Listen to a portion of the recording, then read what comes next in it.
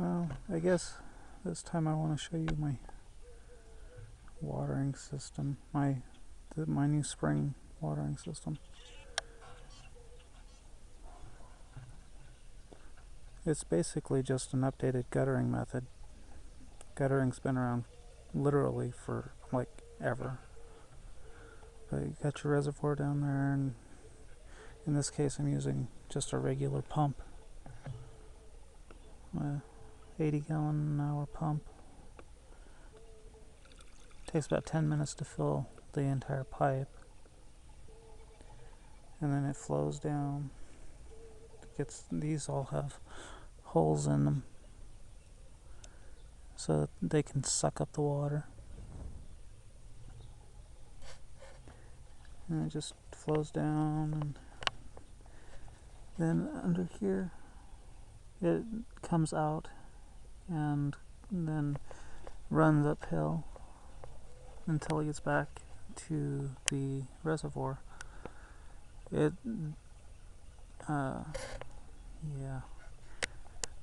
I've got these drip lines here watering all the pots as it goes back to the reservoir. I've got to add a couple more lines here. I'll see if I can show you how I do that. You might see these solar panels here. They actually run this aerator pump under here, but that pump died. I don't know. I've got to take it apart and see what's wrong with it. I don't know. But the idea is pretty straightforward. It pumps air in on this line, this one back here, and it just sends air through there, and it helps move the water back to the reservoir a little faster. It's not really all that necessary, but and I've got this flow regulator on it right here, and that keeps the water from going back to the pump. Not that it's really all that necessary because it can't go up that high, but better safe than sorry, just in case the pump ever does work again. But then this way I can control the water as it drips to the plants too, so that it doesn't use quite so much water. And then I've got the pump in the reservoir, works on these two panels, the big one, this one, and that one, the big one there.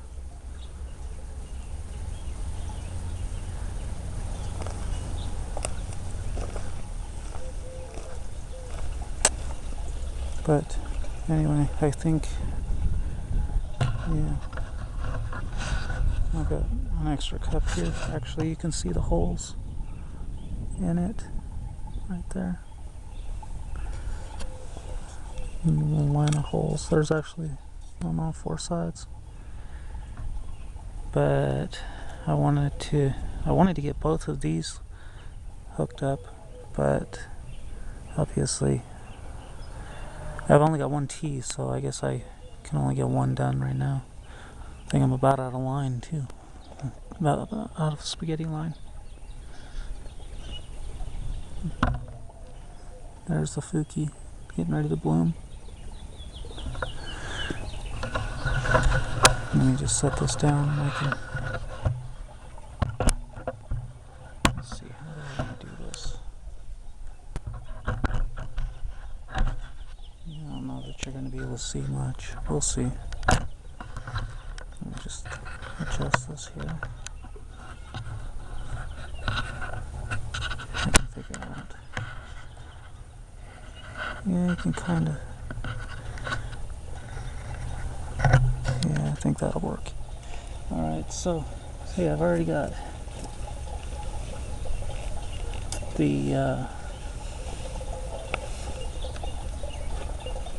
it plugged in. So this one actually, all I have to do is just, oops, I just need to shorten this one. I need to have my T. hoping that all of this is still. I think if I leave it right there, I can do the camera work and I think I can do the camera work and show you how to do it. Just a second. Okay.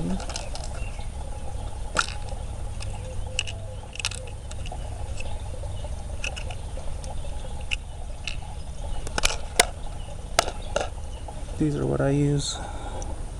I use just, a standard drip spray head with an adjustable flow knob, because, let's see.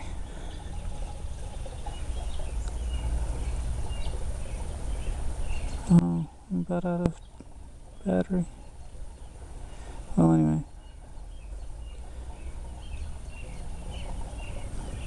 This one is a 360. And then my tees are just standard drip line tees. So, anyway. Just stick it takes a lot of wiggling to get them in. Not always. If you leave your line in the sun for a little bit, it sometimes helps. But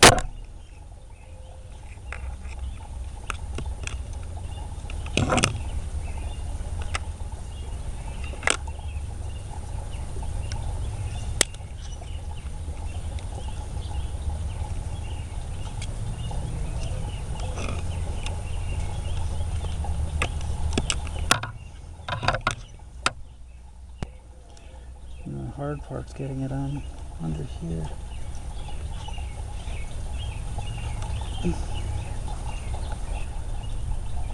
Careful not to knock your thing, not to knock your pipe over if you're doing this. And one thing else, if you're going to make something like this, make sure you orient it north-south, because I didn't, and some of my plants were going to get shaded. And then these just screw in. This kind is actually supposed to go on a post. I sell the posts for them, but I don't use them. Just screw it in like that.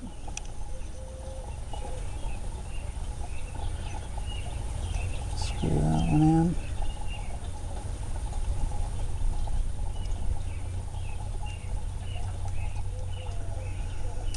And voila. Then you can adjust it. This one's not really in the best spot, but really when you're watering plants in pots especially, you should always water from below or with a drip like this.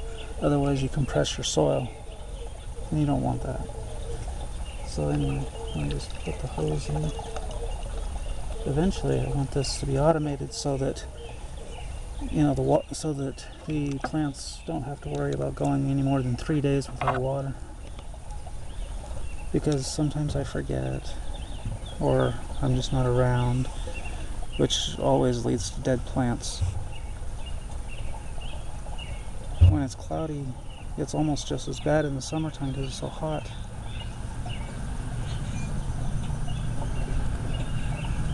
And hot and dry don't mix when it comes to the plants. One good windstorm on a hot, dry day will fry the plants. Literally just dries them out. And we can have 3-day cloud covers where not even my panels will work. So, and we're waiting on the water to come through. Takes a little while. Takes about 10 minutes to fill this up, about 2 hours to drain it.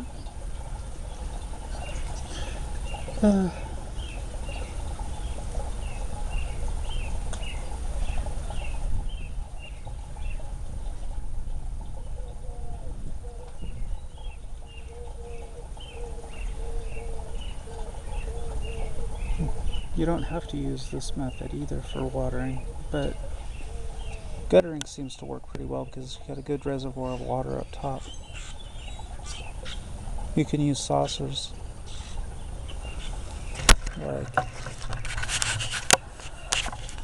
like those over there.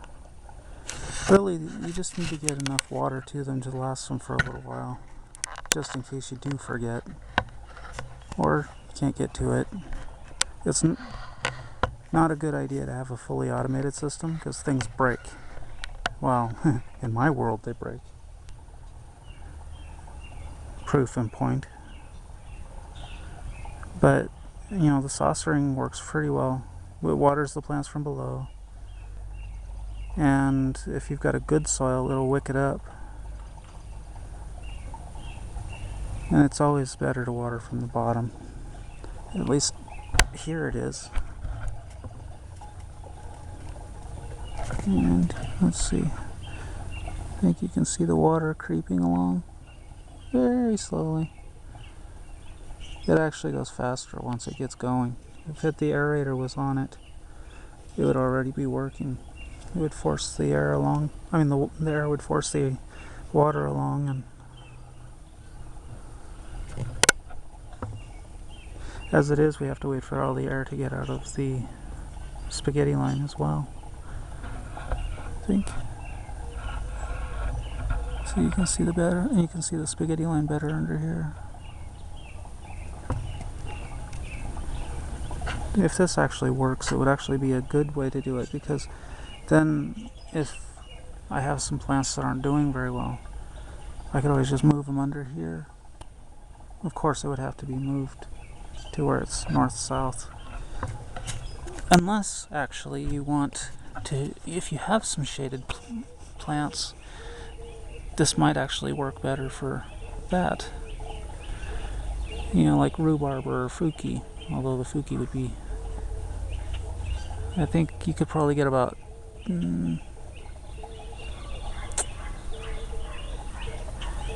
maybe 16 fuki under one of these.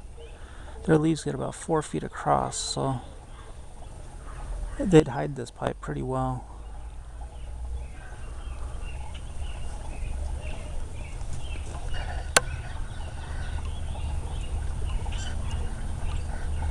Yeah, I think we're slowly getting there. Yeah, we're almost full.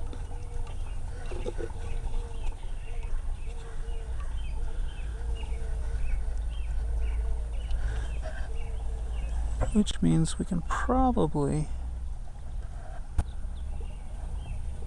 get some water out of these. Yep, there we go. And just leave it dripping about like that, since this is a fairly big pot. You can always raise it up so that, you know, if your oops, overflowing. You know, if your emitters aren't quite in the right place, you can adjust the spaghetti line. That's a good drip right there. And too, if you overflow it, you can always move your pots under the drip too. You know, kind of, it's a little flexible. Well, maybe that's not such a good idea because we're boring a hole. If it was mulched with rock, then it would be a little better, but if you can just hit the side of the pot maybe, like that, you just make it work the way you need it to, really. This one is really not going in the right spot. So we'll just spin it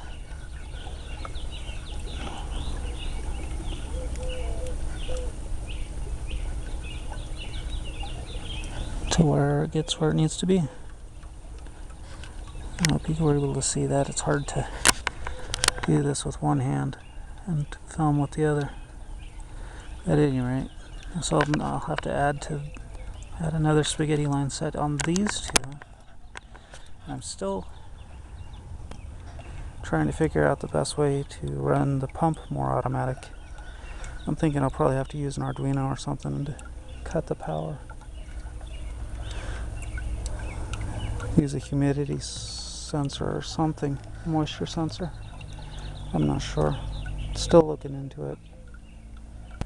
But I'm thinking that if I can just use an Arduino or something, then that might actually be the best way. But anyway, that's my guttering system. The initial one anyway. So I guess that's it for now.